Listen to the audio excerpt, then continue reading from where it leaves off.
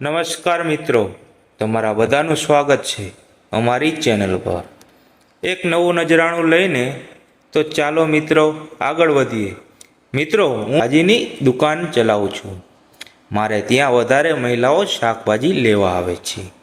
હું તેમની સાથે હસતા હસતા મશ્કરી પણ કરું છું. એક દિવસ બપોરે શેરીમાંથી એક ભાભી મારી દુકાન ઉપર આવ્યા.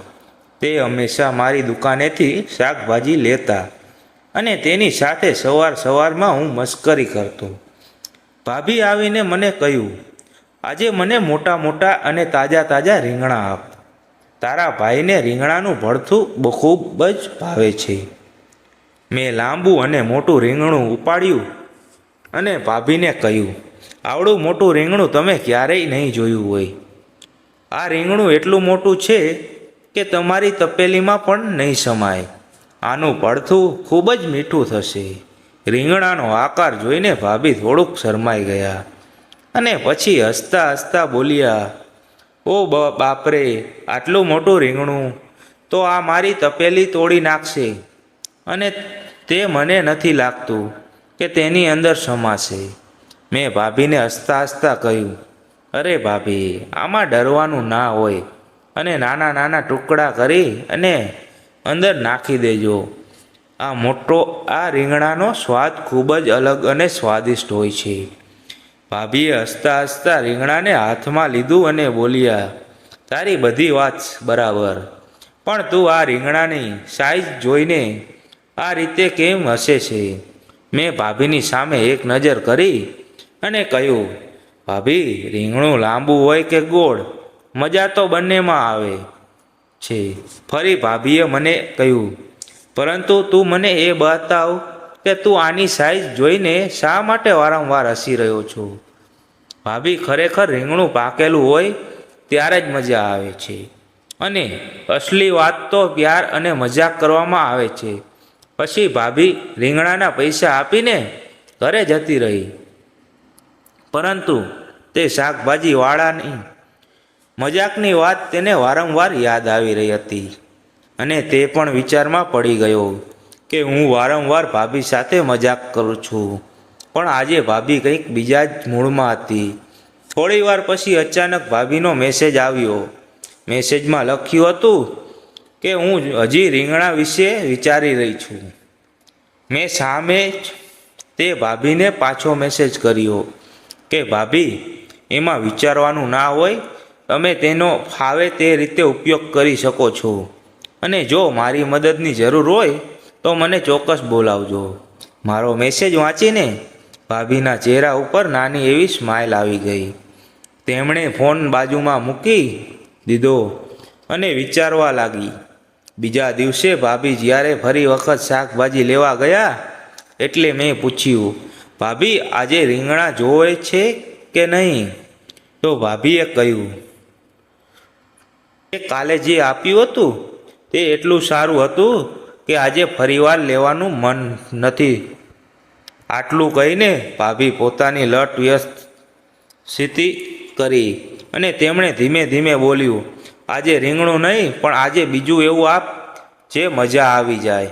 મેં હસતા હસતા કહ્યું, ભાભી, આજે ટમેટાં આપું?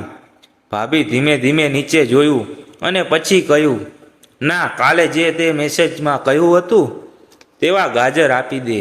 હું સમજી ગયો કે વાત હવે મજાક કરતાં આગળ વધી ગઈ છે.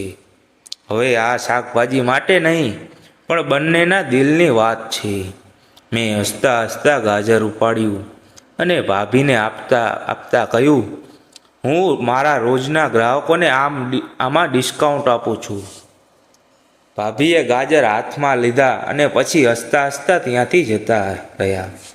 જતી વખતે તેમણે મારી સામે જોયું. રોજ આવું થવા લાગ્યું. ભાભી રોજ શાકભાજી લેવા આવતા અને તે મને એક નજરે જોઈ રહેતા. એક દિવસ વરસાદ આવી રહ્યો હતો અને હું દુકાન ઉપર વરસાદમાં પલળતા શાકભાજી વેચી રહ્યો હતો. ત્યારે અચાનક જ ભાભી છત્રી લઈને શાકભાજી લેવા માટે આવ્યા અને તેમના હાથમાં એક ડબ્બો હતો. તેમણે તે ડબ્બા મને આપ્યો. મેં ખોલીને જોયું તો તેમાં રીંગણાનું ભરથું હતું. મેં કીધું, ભાભી, આ મારું રીંગણું ક્યાં છે જે મેં તમને આપ્યું હતું? ત્યારે અચાનક વરસાદ થોડો વધી ગયો. ભાભી અને હું બંને વરસાદની અંદર પલળી રહ્યા હતા. ત્યારે ભાભીએ છત્રી ખોલી અને કહ્યું, ચાલ, હું તને તારા ઘર સુધી મૂકી જાઉં. હું હસી પડ્યો અને મેં તેમને કહ્યું, તમે મારી માટે આટલી મુશ્કેલી કેમ લ્યો છો? ભાભી કંઈ ન બોલી. તે મારી સામે એક નજરે જોઈ રહી હતી. હું ધીમે ધીમે તેની નજીક આવ્યો અને છત્રીની નીચે ઊભો રહ્યો. અમે બંને એટલા નજીક હતા કે એકબીજાની ધડકન સાંભળી રહ્યા હતા. અત્યારે મેં કહ્યું, ભાભી, આ રીંગણાની મજા ખરેખર પ્યારમાં તો નથી બદલાઈ રહ્યો ને? ભાભીએ થોડી મારી આંખોમાં જોયું અને કહ્યું, હસતા હસતા થયેલી વાત ક્યારે મારા દિલ સુધી પહોંચી ગઈ મને ખબર જ ન પડી. ભાભીના શબ્દોએ મારા દિલમાં હલચલ મચાવી દીધી. બંને વાતો કરતાં કરતાં મારા ઘરે પહોંચ્યા. મેં દરવાજો ખોલ્યો અને ભાભીને કહ્યું, તમે ખૂબ ભીંજાઈ ગયા છો, એટલા માટે આ રૂમાલ લ્યો અને કોરા થઈ જાઓ. મેં બાથરૂમ તરફ ઇશારો કર્યો. ભાભી ફ્રેશ થવા માટે બાથરૂમ તરફ ગયા અને જ્યારે પાછા આવ્યા તો તેણે રૂમાલ વીંટેલો હતો. જ્યારે મેં કહ્યું, મારા ઘરની અંદર હું એકલો રહું છું, એટલા માટે હું બદલવા માટે તમને કોઈ